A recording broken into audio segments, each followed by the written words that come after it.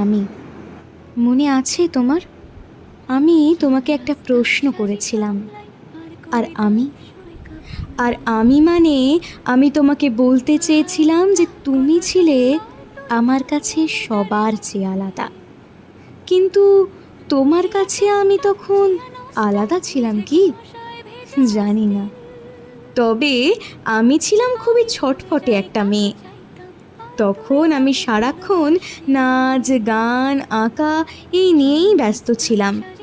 বলা চলে কলা চর্চা আমার সারা জীবনটা ঘিরেছিল। তোমার মনে আছে? তুমিও আমার কলা চর্চা বড়ই পছন্দ করতে।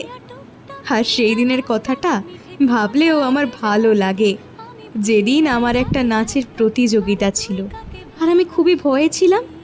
তুমি সেটা বুঝতে পেরে আমার সাথে কথা বলে আমাকে সাহস দিয়ে ভয়টা কাটিয়েছিলে।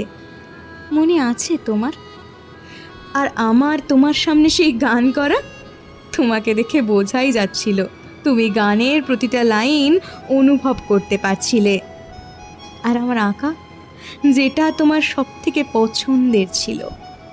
আমি একটা ছবি আঁকলে তুমি তা দেখার জন্য কত কিছুই না করতে, কিন্তু তুমি নিজে থেকে দেখার কথা বলে উঠতেই পারোনি।